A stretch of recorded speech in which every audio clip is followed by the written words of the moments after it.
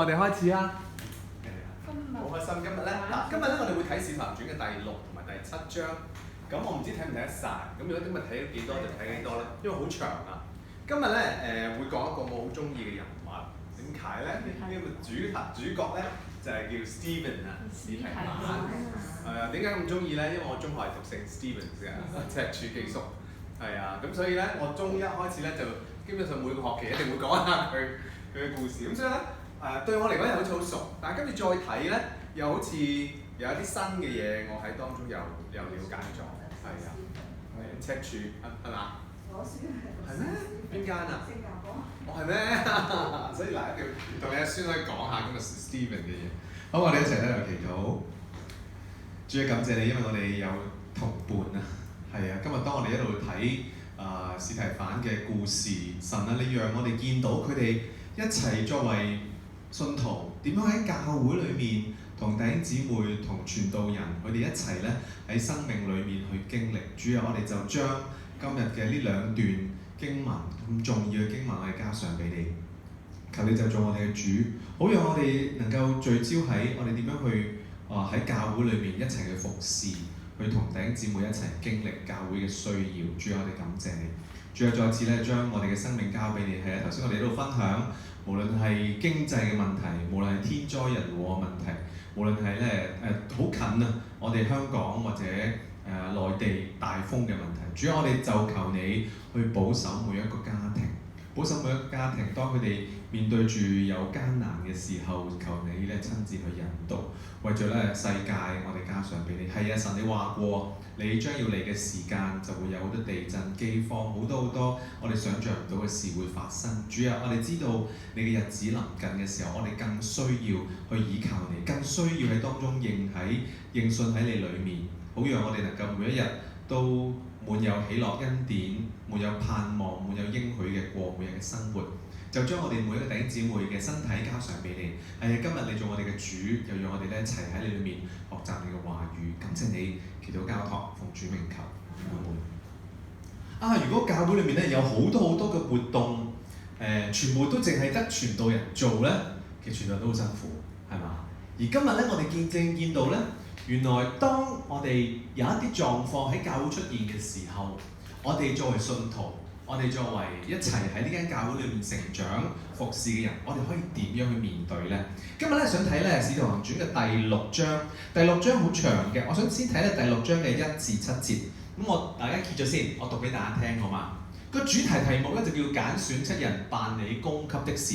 可想而知，其實就講緊教會人越嚟越多啦，教會嘅需要越嚟越大啦，有唔同層面嘅需要嘅時候，我哋作為弟兄姊妹，我哋可以點樣同我哋嘅牧者一齊經歷呢？第1節，那時門徒增多，有說希臘話的猶太人向希伯來人發怨言，因為在天天的供給上忽略了他們的寡婦。好啦，呢度講緊門徒增多，好正常啦，因為點解？越嚟越多人信耶穌嘛。你諗下，之前嗰幾次我哋講彼得，佢哋傳福音，甚至將一個38年嘅一個瘸腿嘅人都醫翻好，而呢個人素常不嬲都係瘸腿嘅，喺個革聖殿外面咧，成日都會行乞，係咪？咁所以咧，見到好多人信耶穌啦。過去呢幾章發現喺耶路撒冷呢個城裏面多咗好多唔同嘅人，而當中多咗咩人呢？今次講嘅第1節話，有說希臘話的猶太人向希伯來人發怨言啦。咁所以咧就要講一講有2個語言先，一個語言就係希臘，一個語言就係希伯來。希伯來就好正常咧，就係講緊舊約嗰班猶太人用嘅説話。用今日簡單講就係我哋今日講中文 ，OK， 中文呢個係語言。咁但係咧，可能有日本人有一紮日本人，即係希臘話，另外啲話嚟到我呢個地方，咁所以咧語言係唔通㗎。不過佢哋係猶太人嚟嘅，點解咧？還記得咧第4章咧，我哋講一個咧好有信心嘅人叫巴拿巴，記唔記得啊？巴拿巴係一個好好嘅人。佢唔單止咧出嚟教導啦，仲有變賣晒所有田產，將所有嘢凡物公用供給俾弟兄姊妹啦咁樣樣。咁咧佢係生喺塞浦路斯嘅，即係遠離耶路撒冷嘅地方。不過因着各種原因咧，巴拿巴咧佢好早咧就後嚟跟咗爸爸媽媽就嚟到成家人嚟到耶路撒冷，舉家咧就翻去耶路撒冷呢度。點解我翻去咧？原因就係類似係咩咧？我估類似係我哋一班香港人去到外國生活咗20零、30年、40年，但係突然間話有啲決定要翻嚟香港。咁嗰啲仔女點啊？佢啲仔女就係竹升啦，係嘛？ABC 啦等等啦。咁所以咧，佢翻到嚟香港係唔識講中文㗎，又或者識嘅都係好少，又或者佢哋嘅性格文化好唔同。嗱，巴拿巴咧就係一個咁嘅人啦，即係話咩啊？爸爸媽媽係希伯來人，唔好意思啊，甩咗先。爸爸媽媽係希伯來人，咁所以咧佢哋係講爸爸媽媽係講希伯來話，但係巴拿巴自己本身咧主要係講咧希臘話。所以咧喺當中講一啲希臘話，但係屬於猶太人嘅人咧，多咗呢一批咧，就嚟到耶路撒冷。嗱，嚟到耶路撒冷，佢哋就好正常就會去，佢哋未信耶穌嘛，當時未信耶穌嘅話，就去猶太人嘅嗰啲會堂啦。但係發現完全聽唔明佢啲希伯來話，於是乎猶太人嘅會堂好好嘅，佢哋會專係為呢一批講希臘話嘅猶太人，就開一啲專係 for 希臘話嘅猶太人咧，佢哋自己嘅會堂。咁於是乎佢咪有啲兄弟姊妹，有一班類似香港咁啦，有一班咧專係 for 外國回流翻嚟嘅講英文嘅教會咁啦。OK， 咁樣一班咁嘅人。咁但係咧，當時發生咩事咧？當時發生嘅就係呢一班人原本喺會堂，原本信緊舊約、信緊猶太教嘅一班講希臘話嘅猶太人，突然間因着耶穌基督嚟到，因着咧彼得使徒們咧呢度傳福音，佢哋由原本嘅猶太教就信咗基督教咯喎。咁信咗基督教咁點啊？於是乎咪會離開個會堂，去一啲基督教嘅群體，即係呢班彼得啊、雅各啊、約翰呢個群體裏面啦。但係呢個群體主要大部分都係講希伯來話，而佢哋講希臘話咧，好似慢慢越嚟越多嘅時候，佢哋覺得咧，佢哋照顧得唔好。其中照顧得唔好係咩事咧？因為在天天的供給上忽略了他們的寡婦，可能就係呢啲講希臘話嘅猶太人，佢哋信咗耶穌啦，咁於是乎加入咗教會啦。但係可能喺個過程裏邊，佢哋過身啦。過身之後，咁剩翻嗰啲孤兒寡婦，好似冇乜人理喎。因為大部分都係講希臘話嘅猶太人，大部分都係講希伯來話嘅猶太人。而家有少部分唔係講希伯來話，係講希臘話嘅猶太人，咁佢哋就會少咗照顧啦。咁於是乎咧，佢就覺得咧，佢哋照顧得唔好啦。咁於是乎，12使徒咧就叫眾門徒來，對他們說：我們撇下神的道去管理飯食，原是不合宜的。咩意思咧？呢度講咧，我們撇下神的道管理。Sorry 啊，今日佢有啲狀況。好，撇下神的道去管理飯食。嗱，管理飯食呢個字咧，原本嘅，因為呢段寫新約係路加寫噶嘛，新約係用路加用希臘文去寫呢段説話。管理飯食，原來管理飯食原本希臘文咧係講咧服侍桌子，服侍桌子即係服侍啲台。咁啲服侍啲台啊，原來服侍啲台咧有兩個意思。第一個意思就係呢度解啦，管理飯食啦，就係食嘢啦。咁但係原來桌子呢個字咧，喺新約路加福音嘅，因為作者都係路加啦，用相同嘅希臘字咧，原來喺新約路加福音裏面咧係解銀行嘅意思，銀行嘅意思。好啦，咁所以咧呢一度除咗講食嘢嘅安排之外咧，亦都代表緊咧管理兌換銀錢啊，去處理金錢嘅事。咁都好正常，因為點解？當時嗰啲信徒咧凡物公用，好多人咧變賣晒所有田產，就捐啲錢落嚟教會噶嘛。咁於是乎咪要分錢俾唔同嘅有需要嘅人咯。咁所以第一層面就係、哇！如果12個使徒喺當中都掛住啲食物嘅問題，咪好煩咯。如果12使徒又要做 account 嘅工作，裡面當然有專人做啦。但係有越嚟越多人，越嚟越多奉獻，越嚟越多需要嘅時候，咪好論盡咯。咁於是乎喺當中佢哋話：我們撇下神的道去管理食飯嘅嘢，去管理啲金錢嘅嘢，原是不合宜嘅，唔係好合宜。因為點解啊？總會個唔合宜嘅位就係呢個位啦。總有啲人漏咗㗎，因為嗰12個使徒全部都係希伯來人，係講希伯來話㗎嘛。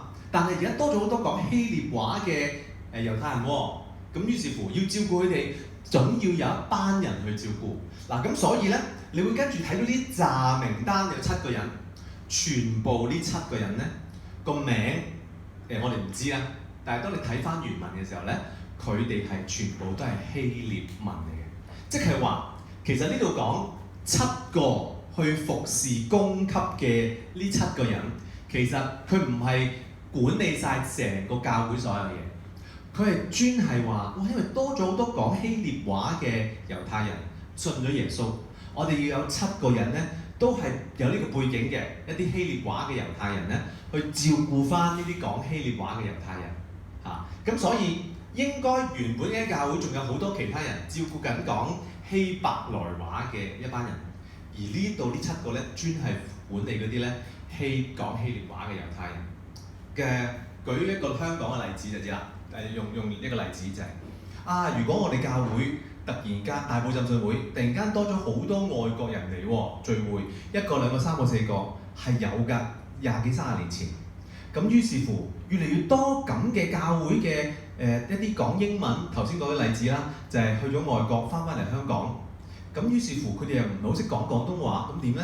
於是乎咧，大埔浸信會其實係有一個英語堂㗎，係啊，英語堂咧就係專係課呢一批咧，可能佢哋都係信徒喺當中都係中國人，但係佢哋講英文為主，外國翻嚟啊嘛，咁於是乎咧就特別有一班人去服侍去照顧佢，而呢度舉嘅例子就係咁樣樣啦，咁而當中咧點樣揀嗰7個人咧？用咩方法、咩嘅計劃去揀嗰7個人咧？我哋一齊咧去睇一睇當中嘅第3節。我想大家一齊讀第3、第4節。第3、第4 highlight 咗呢兩個。準備1、2、3。所以弟兄們，當從你們中間選出7個有好名聲、被聖靈充滿、智慧充足的人，我們就派他們管理這事。但我們要專心以祈禱傳道為事。喺當中咧有3個條件，邊3個啊？好名聲，仲有咧被聖靈充滿，仲有一個係智慧充足。咁呢3個條件咧喺當中就開咗出嚟，就要揾呢啲人喎。而呢啲人咧，第一個好名聲係咩意思咧？原來原本嘅希臘文好名聲嘅意思就係話被見證過的。咩叫被見證過啊？即係話俾人哋睇到佢嘅工作佢做嘢出嚟喺當中係俾人信服嘅喎，俾人哋覺得咧佢係一個好嘅見證嘅喎。有好多人咧都見過佢日常生活點樣待人處事都係好好嘅喎。呢個就係被見證過或者係被試驗過嘅意思，好名聲。好啦，第二個被聖靈充滿，喺第1章到而家不斷講被聖靈充滿啦，好強調聖靈充滿嗰一刻嘅感覺。不過呢度講唔係嗰一刻，而係講緊嘅就係講佢會信服聖靈啦，同聖靈同工啦，去敏鋭到咧聖靈對佢嘅提醒啦，同埋生命當中會結出聖靈嘅果子。聖靈有果子有好多㗎，係咪？仁愛、喜樂、和平、忍耐、恩慈、良善、信實、溫柔、節制，記唔記得？9個聖靈嘅果子。小心我再講。聖靈果子係得1個啫，記住1個。不過有9個 elements，OK？ 咁唔係淨係話揀某啲果子食就啱，唔係嘅。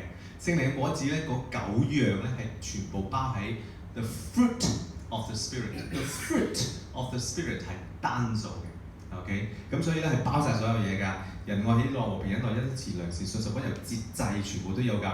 OK？ 好啦。咁而當中第3樣就係充滿智慧、充足智慧。我估就係日常生活嘅智慧嚟㗎。佢平時點樣用錢啊？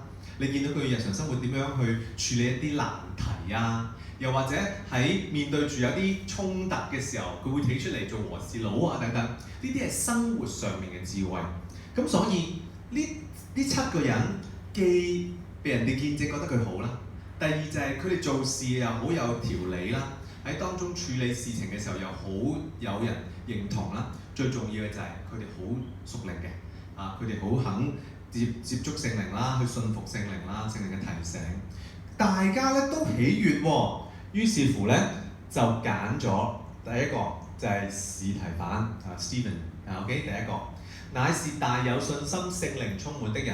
跟住又揀咗一紮人名，咁我頭先講過啦，呢一紮人名咧啲名咧其實係希臘話嚟嘅，即係話呢班係希臘嘅猶太人，但係唔係全部都係，有一個並進猶太教的安提阿人尼哥拉。嗱呢個咧其實係一個伏筆嚟嘅，咩意思咧？就係話原來外邦人呢個尼哥拉唔係猶太人嚟嘅，佢係可能係其他種族嘅人，不過佢信咗猶太教，後尾就信咗耶穌，於是乎就跟住使徒。咁而家咧佢都係一個好有名聲嘅人，咁於是乎就揀咗佢其中一個。咁我話點解係伏筆咧？原因就係我成日都講《使徒行傳》嘅頭嗰12章係講緊彼得，13章打後係講保羅，主力係講緊佢點樣同外邦人傳福音。咁原來喺之前咧已經有一啲人，佢哋係外邦人，唔係猶太人，但係信耶穌嘅一啲嘅經歷嚇。好啦，佢哋做完呢啲嘢，跟住第6節，叫他們有7個人，叫他們站在使徒面前，有12個使徒對住呢7個使徒祈禱了，就按手在他們頭上。按手嘅意思咧，喺教會裏面都成日都會有㗎。譬如有陣時我哋教會都會按立一啲執事，按立一啲牧師。按立嘅意思或者按手嘅意思就係教會正式去委任佢哋擔任呢一個嘅呼召。呢個係一個呼召嚟嘅 calling 嚟㗎，就叫佢哋咧未來你哋唔單止係就咁翻嚟聽參與，你喺當中係會願意去服侍更多人。類似係咩咧？我哋每一年頭嘅時候咧，都會咧就係啲堂委係嘛？我哋堂委咧就話為呢班堂委祈禱因為佢哋今年裡面會一齊嘅去服侍教會讓傳道人，讓傳道人頭先講咩啊？傳道人主要以祈禱同傳道為事，咁我哋其他人咧就一齊咧去幫手管理教會啦。跟住第7節，神的道興旺起來，在耶路撒冷門徒數目加增的甚多，也有許多祭司信從了這道。好啦，呢度講緊原來當教會面對住一啲狀況嘅時候，神的道都會興旺起嚟。原本係咩啊？原本第一節係有人做咩啊？有啲人埋怨啊，點解對我哋啲講希臘話嘅啲寡婦啊，點解咁疏忽佢哋咧？原本係有一個點，我頭先話教會裏面成日用呢個字啊，破口。由呢個破口裏面出現咗一啲需要，而呢個需要大家都覺得係要處理㗎啦。於是乎就祈禱啦，諗方法啦，就於是乎揾多咗一啲人。而當中有一個原則，個原則係咩啊？就係使徒們要專心以祈禱傳道為事。呢個係佢哋領受翻嚟好重要嘅工作，係咪？但係我哋呢一班唔係傳道人，唔係牧者嘅，我哋可唔可以好似呢7個人一樣，可以服侍更多人，以至到教會能夠越嚟越興旺，讓更多人可以翻到嚟教會裏面認識神，同埋喺當中讓傳道人可以以祈禱傳道嘅事為念呢？咁呢個係我覺得到今日我哋仍然都會睇嘅。其實好多時教會一定有衝突㗎，因為個衝突源自於教會有唔同嘅人，唔同人有唔同嘅需要，對唔同人亦都有唔同嘅睇法。不過我覺得最重要就係我哋內部願唔願意去突破呢啲困難，我哋冇心去一齊嘅去為着教會嘅事去面對，而其中必定有一啲原則我哋要守嘅，係咪？因為如果每一次有新嘅事，你翻出嚟我哋諗呢件事可能同上次有啲唔同，又用唔同方法，有陣時會論盡。個原則一定係以聖經嘅話語，一定係以咧教會設立嘅目的作為一個原則。係啊，我作為校長，我成日都會問自己嘅，即係作為校長，我嘅工作嘅先後次序係點咧？我會喺生命裏面提。如果嗰件事真係會影響到好多人，學生、家長、老師、社區，我會先擺啲學生先，因為學校嘅設立係為咗學生，係啊。如果嗰樣嘢對學生好，但係可能同時辛苦咗啲，我會衡量究竟點樣 carry out。不過嗰件事一定係要為咗學生好處而去做，係啊。咁所以當我一路睇呢段嘅時候，我覺得好有深刻感受就係、我今日叫做一個堂位，究竟我能唔能夠幫到我嘅傳道人，佢哋能夠專心以祈禱傳道嘅事為念，能夠同佢哋一齊分擔。如果教會有需要嘅時候，我可以同佢哋一齊經歷咧咁。大家繼續為幼稚園祈禱啦，我成日都會提啊。係啊，幼稚園今年好叻啊！我哋增加咗25% 嘅學生啊，因為原本有8個，今年有10個 ，OK， 增加咗25%啊，係咪啊？好開心啦，係咪？但係仍然都好困難，因為點解咧？租金係個問題嚟嘅，租金係原本每個月咧呢度嘅租金係7萬蚊，咁咧我哋會俾7萬蚊房署，而教育局咧以往係會俾翻7萬蚊我哋嘅，係啊，咁但係因住學生少咧，佢最後 cut 咗我哋 cut 得翻一半，得翻3萬幾，3萬幾意思即係話我哋每年咧要額外要俾多40零萬咧，就作為淨係租金。咁其實對幼稚園係雪上加霜，再加上唔知大家有冇留意到前嗰幾日有一份有新聞講咧，就係學校政府 cut 咗幼稚園嘅一啲資助，係啊 cut 咗唔少，係啊每個人頭 cut 600定700咁，係啊咁對於幼稚園係好困難，咁大家繼續為佢祈禱。咁點解會講呢一個咧？原因就係我好感恩就係當教會內部有啲困難啦，嗱，今次呢個困難就係寡婦問題啦。我哋而家天澤堂面對困難就係幼稚園收生唔夠啦。咁於是乎，當我帶上去俾大家嘅時候，我相信大家會繼續為幼稚園祈禱啦。係啊，但係錢唔夠真係一個因素嚟㗎嘛，收生唔夠係一個因素嚟㗎嘛。於是乎，我諗下點處理咧？與其喺度乾着急，不如就將呢個需要帶翻去大埔浸信會啦。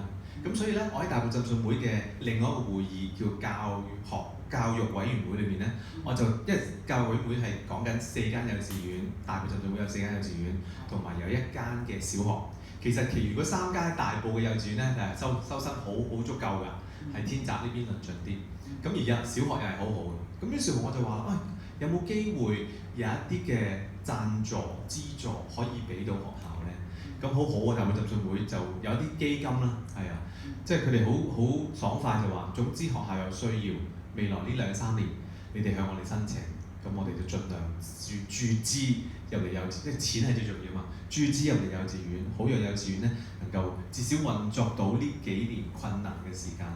同埋我見到咧，幼稚園嘅老師校長好好，佢哋好團結。有好多都係做咗10零年，即係其實佢要出去揾新工，揾工而家好容易，間學校都請緊人，係啊。但係佢哋都想留低喺度。一齊去服侍，咁我見到好感恩，因為我成日都提就係、如果冇咗呢個幼稚園咧，我哋教會嘅聚會就唔能夠喺呢度，咁即係我哋就要再揾其他地方，咁會唔會有呢一日咧？我唔知啊，我梗係祈禱唔會啦。但係如果真係有呢一日嘅話，我哋都要預備定啊，預備定我嘅心腸就係、我哋至少喺呢段時間努力嘅去求神去成就大事啦，努力嘅讓得救嘅小朋友啊，俾我哋啦，讓佢哋有機會嚟到呢度傳福音啦。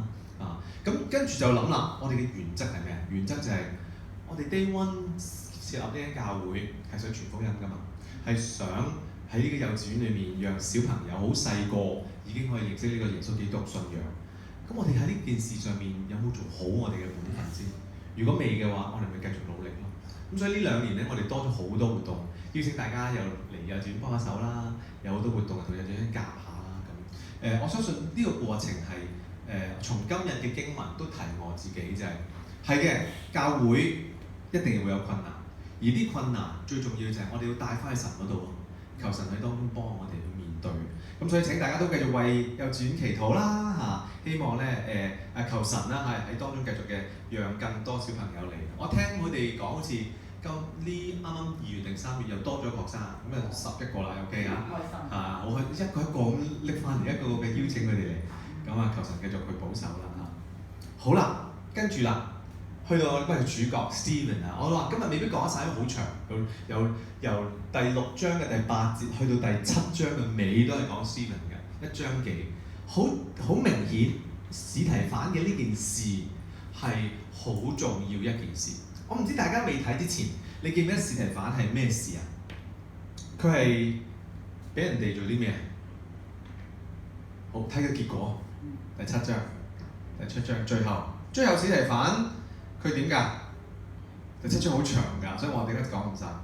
最後眾人大聲喊叫，捂着耳朵，齊心湧上前去，把司提反推到城外，用石頭打他。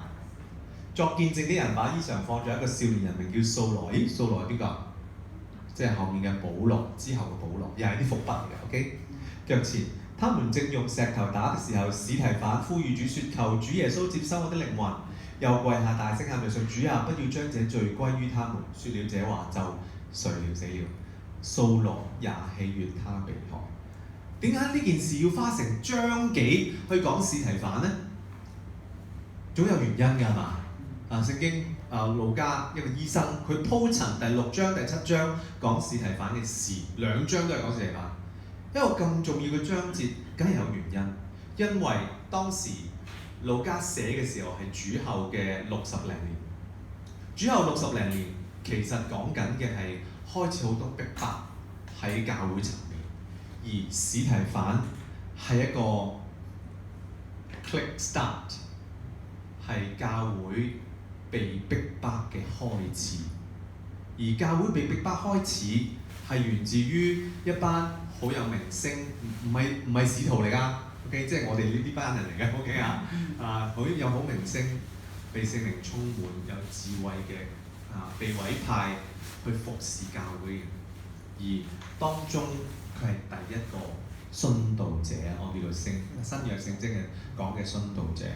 而所以點解路加用咗咁多時間講佢嘅事？嗱，當時係點呢？成件事同耶穌基督受害好似㗎。司提反滿有恩惠能力，在民間行了大奇事同埋神蹟。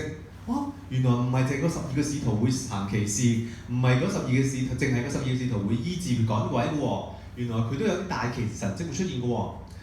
當時有稱為利百地拿會堂的幾個人，並有古利奈、亞歷山大、基利加、亞細亞各處會堂的幾個人，都起來和司提反辯論。第一樣，你見到好多地方。頭先我講過司提反佢係猶太人，不過主力係講希臘文，即係話佢係由外面轉翻入嚟耶路撒冷住啦。咁所以咧，頭先你見到嘅呢一啲地方，古利奈、亞歷山大係古利奈同埋亞歷山大都係南部啲嘅埃及地方，係啊，耶路撒冷呢度啦。古利奈埃及亞歷山大就係呢度，遠啲嘅基利加亞細亞就係上面嘅北邊，即係無論北邊嘅同西南面嘅一啲教會咧，嗰啲會堂嘅人咧，都嚟反對司提反，同佢辯論。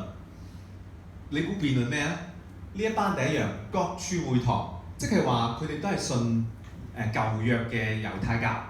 不過司提反同埋好多人都因着司提反，佢哋呢班希臘話嘅人咧，佢離開咗個會堂，去咗信耶穌嘛。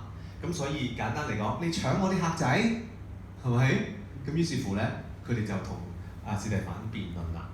而當中咧，利百地拿會堂咧，呢一度咧，其實利百地拿呢個字咧，原文係解自由人。咁啊喺舊約或者新約聖經講自由人係咩咧？就係同奴隸有關啦。原來咧，利百地拿會堂咧，主要係收容一啲咧，佢哋信咗耶穌，不過之前佢哋可能係曾經做過奴隸嘅，有舊約好多㗎，舊嗰個年代奴隸，不過後尾自由咗啦，於是乎佢哋聚埋一齊都係猶太人嚟嘅，因為猶太人好窮嘅嗰陣時喺當中咧就聚埋一齊喺會堂裡面就信舊約嘅聖經啦，舊約嗰樣嘢啦。但後尾呢班人咧就多咗啲人信咗耶穌，去咗司提反去咗使徒嗰度，於是佢哋唔中意咯，係咪？簡單嚟講就係用個字啦，搶客 ，OK？咁所以原來呢一班人咧，佢哋走嚟揾司提反咧，司提反點回應佢咧？司提反是以智慧和聖靈説話，眾人敵擋不住，所有人都敵擋唔到佢啦，因為佢講嘢太有叻啦，就買出人來説，即係揾啲人講假説話啦，做假見證啦，做假見證咧喺當中咧有幾方面嘅。我們啲假見證嘅人講咩咧？我們聽見司提反咧講一啲褻瀆摩西同埋神嘅話，跟住又煽動百姓啊、長老文士咧捉拿司提反啦，將佢帶到公會裏面。我上次咪講嘅，喺公會裏面有71個係嗰啲嘅公會嘅人，咁一齊咧就去審問司提反啦，設下假見證，就話啦，司提反説話不住地糟踐聖所同埋律法。我哋曾經聽佢講過，呢個拿撒勒人耶穌要毀壞此地，也要改變摩西所交給我們的規條，係咪好似耶穌個年代？係咪？曾經耶穌講過，我會喺咧呢個聖殿會被毀，跟住3日之後咧，我會建立翻呢個聖殿。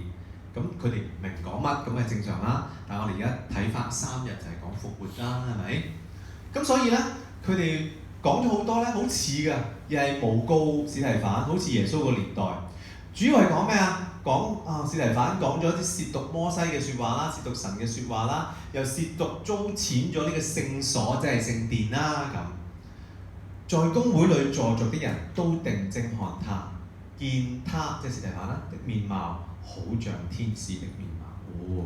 喺當中就去到第7章，個背景就係司提反一個好有信心嘅人，佢令到好多人信耶穌。但係一啲信猶太教嘅教嘅人好唔中意佢，於是乎咧誣告佢。誣告佢嘅時候，佢就喺第7章，成個新約，成個使徒行傳最長嘅講章就喺第7章。即係話司提反喺當中用咗好長啊，60節啊總共啊，成個第7章有60節，有50幾節咧都係講緊佢嘅講章㗎。OK。講緊佢點樣辯論？辯論咩咧？你要先記得頭先嗰班嘅誣告佢嘅人、作假見證嘅人話佢邊啲事情先。我哋睇翻頭先第6章，你唔使揭啦，你睇我得啦。2個部分，第一個就係講對聖殿嘅不敬，第二個就係對律法嘅不敬。律法即係講摩西五經啊，講摩西所傳嘅故事啦咁。咁所以咁當然啦，亦都講耶穌係真嘅啦，係咪？即係司提反就話耶穌係真嘅，你哋唔好再信其他人講耶穌唔係彌賽亞咁啦。OK， 好啦，咁所以你要知個背景。於是乎咧，就落到去今日呢段好長嘅經文，好多舊約背景，所以咧我都想慢慢講。慢慢講嘅時候咧，你嘗試去諗下。究竟司提反用嗰個人物喺度聽嘅時候用嗰個人物帶引出呢一個嘅申辯嘅講章嘅時候，究竟嗰個人物司提反特別抽出嚟嘅講嗰幾段關於嗰個人物嘅事，同耶穌有咩關係？嗱，啲人物我哋數下先啦。第一個人物咧會講亞伯拉罕，佢哋嘅老祖宗係咪？跟住一路落咧。就會講約瑟記得被賣到埃及啦，係咪？跟住一路落之後到摩西，跟住摩西之後咧應該都差唔多啦，係啦，講摩西完咗係啦。有3個人，即係話講緊亞伯拉罕，講緊約瑟，講緊摩西。記住咯喎 ，OK， 有嗰3個人。我睇下今日講到得幾多咯，好嘛？好，第一個，第一節，大祭司説：這些事果然有嗎？係咪真係有㗎？咁啊，梗係用呢條扯貓尾啦，係咪真係有㗎？咁你梗係想去死啦，係咪？咁司提反就話：諸位父兄請聽。諸位父兄請聽咧，你發現喺使徒行傳裏面間唔中你會出現嘅，因為保羅咧佢有啲講章都係用呢個字眼開始。係啊，當日我們的祖宗亞伯拉罕在美索不達米亞還未住哈蘭的時候，榮耀的神向他顯現。嗱，呢度咧要講下地理。簡單嚟講，亞伯拉罕最後咧，神係要佢去到一個流奶與蜜之地，嗰個名咧喺舊約裏面叫迦南，記得嘛？迦南，迦南其實即係而家耶路撒冷嗰笪地方，OK？ 迦南地。但係亞伯拉罕一開始佢唔係住喺迦南地㗎，佢係住喺美索不達米亞嘅地方，即係兩河流域。即係咧，我哋以前細個咧讀嗰啲咩古羅馬古文明古國啊，係啊，埃及啊、尼羅河啊嗰扎嗰啲嘢咧，成日都會提兩河流域，就係喺當中一啲古代文明嘅起源，係啦。咁但係亞伯拉罕未去一個叫哈蘭呢個地方之前，其實佢已經神向佢顯現，好早已經向佢顯現啦。對佢講：你要離開本地和親族，要離開自己本身嘅地方，往我所要指示你要去嘅地方，即係迦南，即係而家嘅耶路撒冷嗰笪地方。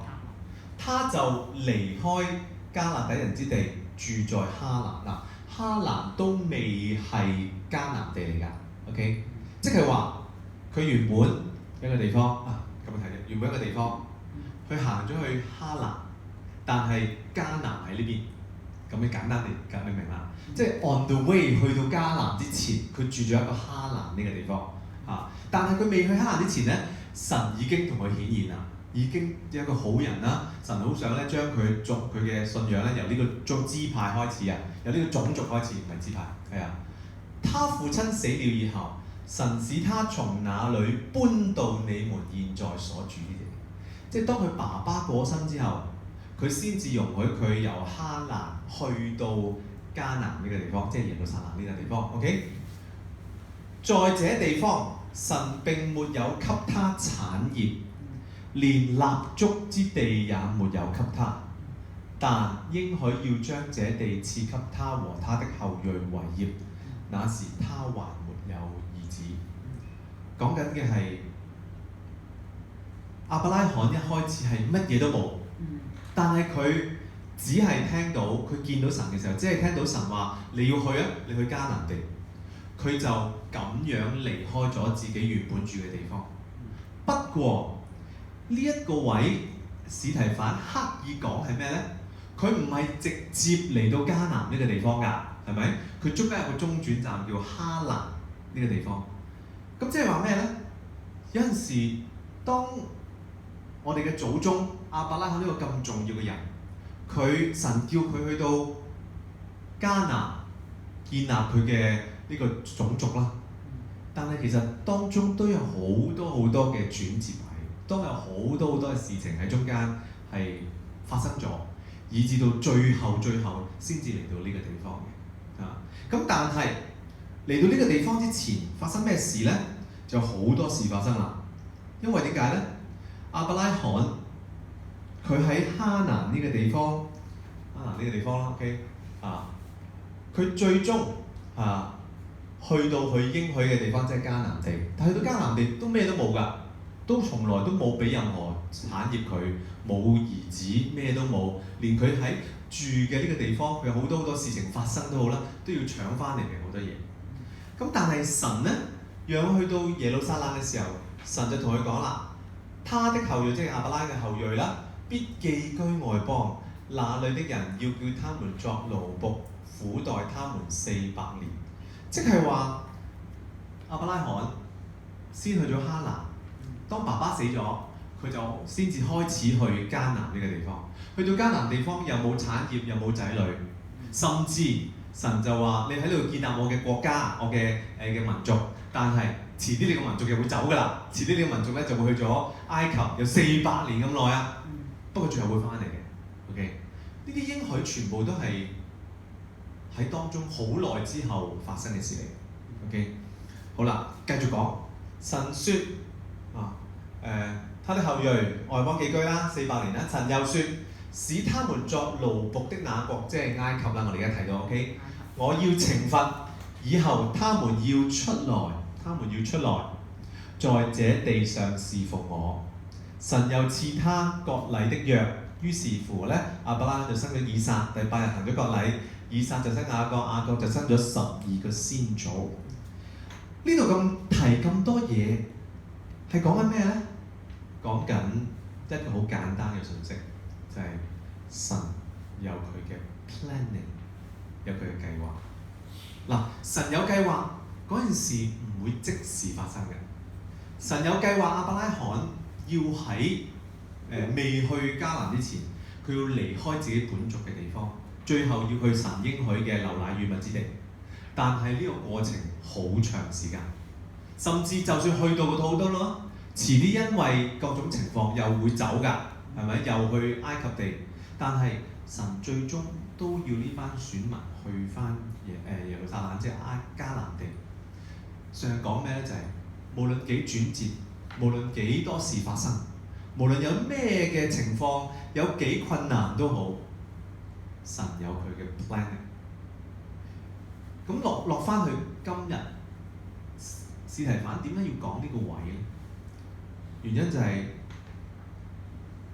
當司提反要去申辯究竟耶穌係咪真確嘅時候，佢就攞咗3個人物出嚟。第一個就係亞伯拉罕，第二個就係約瑟，第三個就係摩西。3個人有唔同故事，但係3個人分別喺唔同嘅時期睇見神嘅 planning， 睇見神嘅計劃係點樣樣。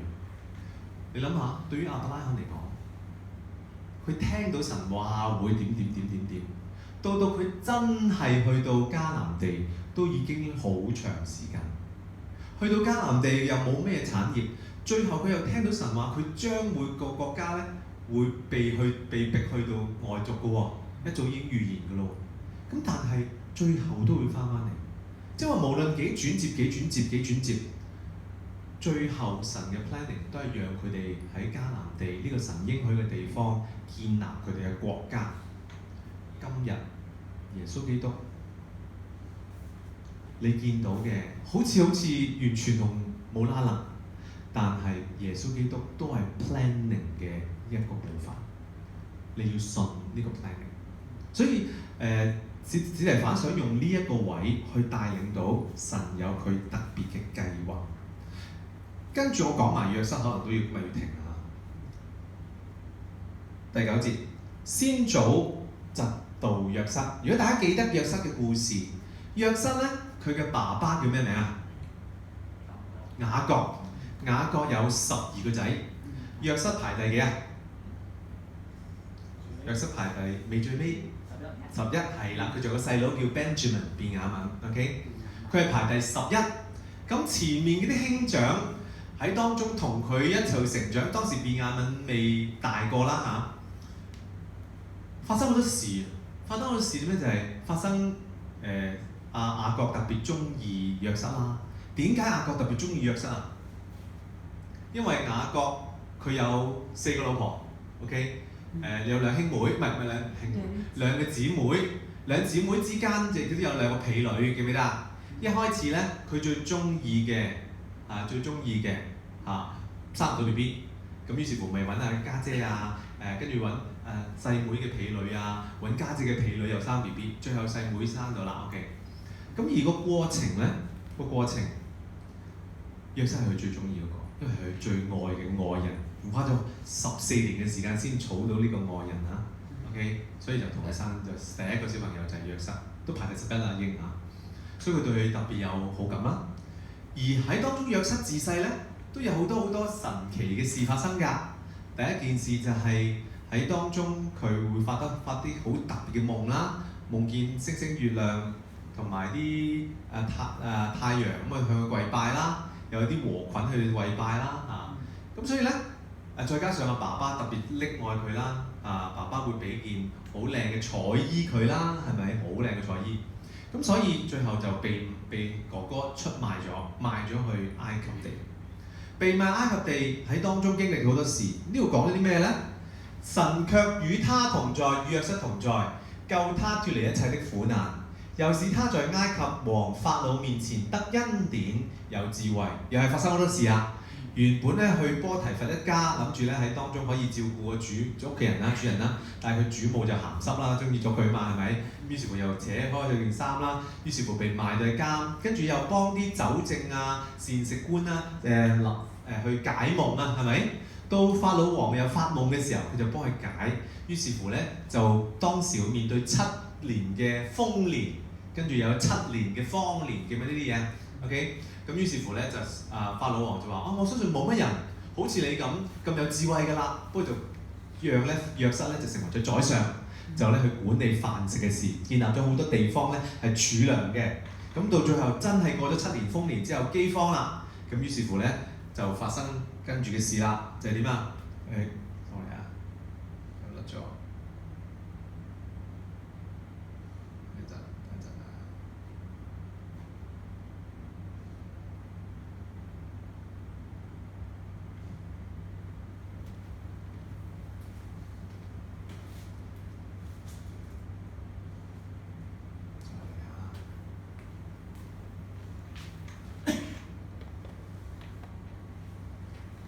咁啊饑荒啦，咁於是乎咧，佢哋又去到埃及地啦。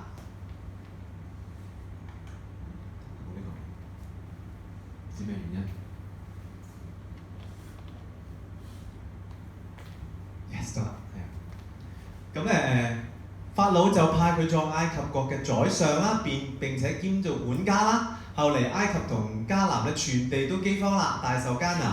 我哋嘅祖宗就絕了糧。雅各咧聽見埃及有糧，就打發佢嘅祖宗初次咧就往那裡去。第二次約瑟咧就同兄弟咧就相認啦，佢嘅宗族親族咧亦都被法老王知道。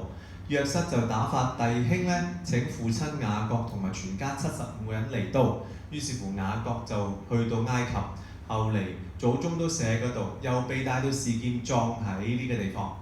好啦，喺當中約瑟 Joseph 呢個字咧，其實係舊約 Jesus 嘅變異名。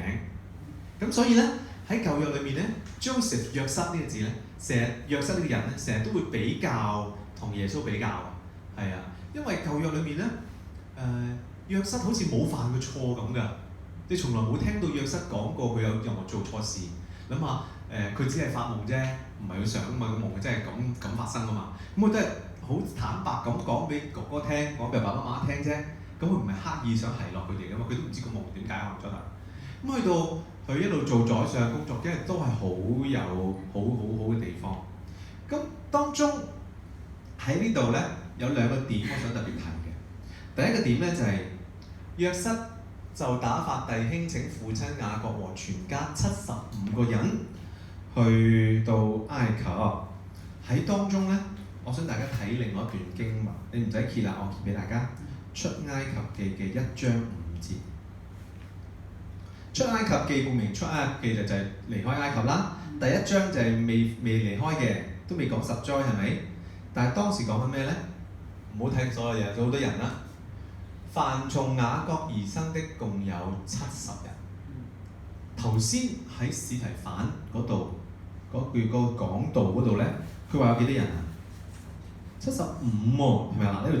呢度就70啦。使徒行傳咧第7章咧，呢度講緊有先祖有75人。咁釋經家就去揾啦，點解？嗱，佢哋相信史提反冇理由特登作錯個數字啦，因為舊約每一個提到雅各佢去埃及嘅，都係講70人啫。咁點解呢度會有75人咧？原來係歷史解釋嘅因素。原來咧喺頭先我哋咪話史提反佢係講希臘話嘅猶太人嚟嘅，而希臘話講希臘話嘅猶太人，佢哋睇舊約嘅聖經咧，佢哋唔係睇希伯來文嘅聖經，佢哋唔識睇噶嘛。佢哋唯有咧睇一啲咧用希臘文譯成嘅舊約聖經，而希臘文譯成舊約聖經咧，我喺之前教新約概論嘅時候提過㗎，嗰個叫70士譯本。OK， 咁原來70士譯本用希臘文譯嘅時候咧，原來以前嗰度雅各帶住70人咧，原來一路譯嘅過程裏面咧，同埋數點人嘅時候咧，70士譯本裏面講緊雅各係帶75個人去，即係話原來咧喺譯本裏面都有一啲數字上面，因為佢哋嘅理解唔同，於是會有啲唔同嘅背景。咁所以咧呢度特別睇到嘅就係、好明顯呢個司提反咧，佢係一個希臘文背景嘅人啦。咁而路加特登唔改呢個位，係突顯翻佢係一個希臘人嘅身份。呢個係第一個點我想提。第二個點我想提嘅位就係、其實又係啦，我咪話咧睇呢個人物嘅時候，你要睇下佢同耶穌嘅關係。點解司提反要拉翻呢個人出嚟？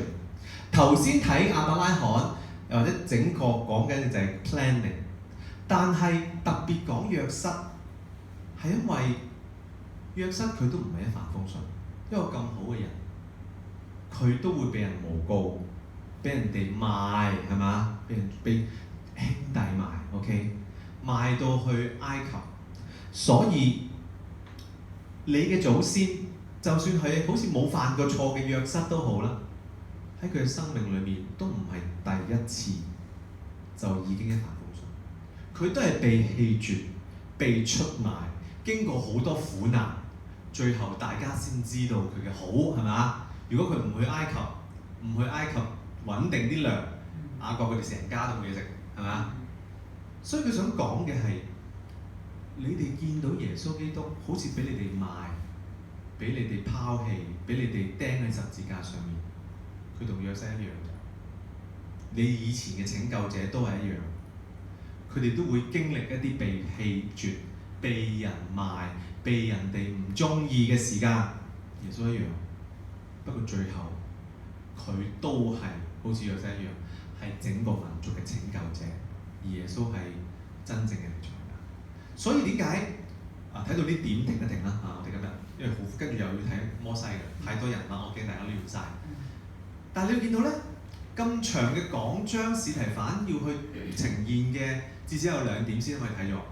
第一點係神有佢幾千年嘅計劃，唔係你哋或者唔係我哋普通人會明白到，但係你可以從一啲細微嘅位睇到神係看顧緊，神係計劃緊整個歷史，包括咗由亞伯拉罕，佢都未認識呢個信仰，未知道佢會去邊，神就話俾你聽你要去迦南。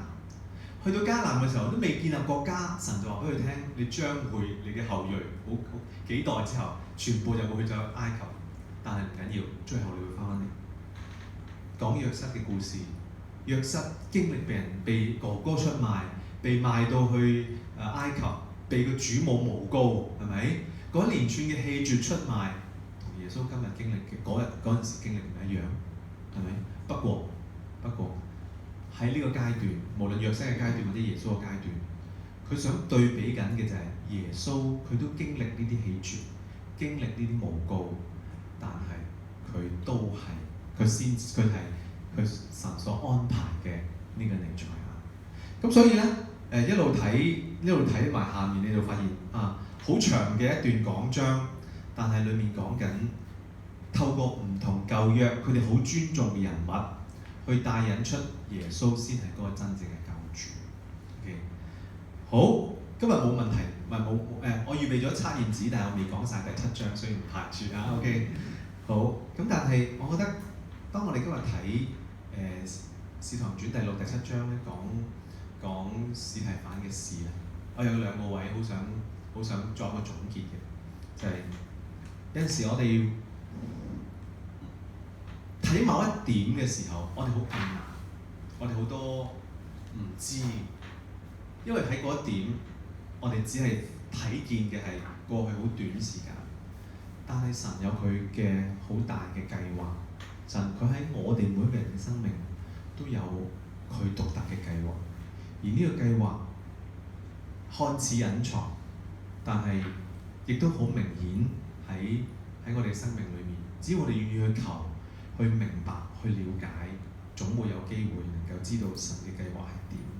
第二個位係，無論生命當中有幾多被棄絕、被艱難嘅時間，但係你見到神就係咁樣拖帶住約瑟去經歷，而呢個經歷到最後，你見到司提反嘅生命都係㗎，佢好努力嘅去做好佢在門徒嘅工作，但係最後都俾人掟死咗啦，係咪？但係呢個死卻係令呢個信仰更加興旺。喺新約裏面成日都有個字叫 diaspora 即係流散。流散表面上面係分開，表面上面係艱難，表面上面係逼迫，但係背後其實都係神福音嘅開始。因為如果冇呢啲人流散去其他地方，冇呢啲基督徒去唔同嘅地方去傳福音、建立教會，冇今日我哋香港有叫信耶穌嘅人，係咪？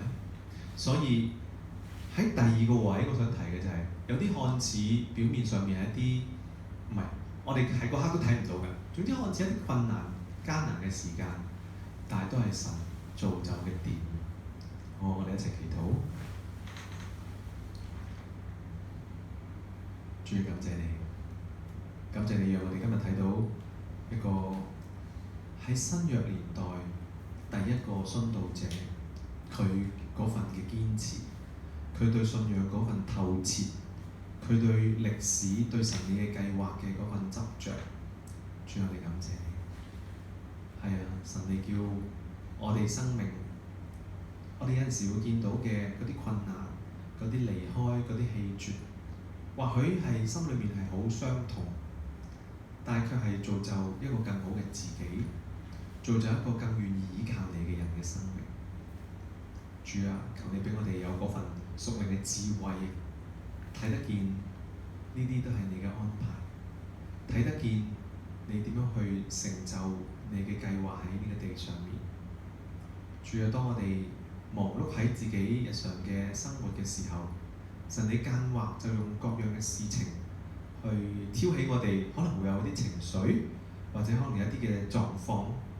但係神啊，你讓我哋都睇見呢一啲嘅事情出現，從來都唔係偶然，係你要我哋成為一個更好嘅基督徒，成為一個更好嘅人嘅一個嘅提醒，一個嘅建立。神啊，就求你讓我哋更多嘅行喺你嘅話語裏面，更多嘅睇見耶穌基督你對我哋嘅照管，你對我哋嘅恩賜，同埋你對我哋嘅嗰份無微不至嘅愛。主啊，我哋今日好感謝你，求你繼續去拖大我哋，讓我哋更多明白你嘅話語。感謝你祈禱交託，奉主名求。好，咁下一次咧，我哋會睇埋第7章，同埋咧跟住會睇第7章之後咧就開始逼迫教會嘅事情發生啦，好多係啊。咁下次再同大家分享。好，拜拜。下個禮拜雖然係復活節啊，但係朝頭早仍然都有主日。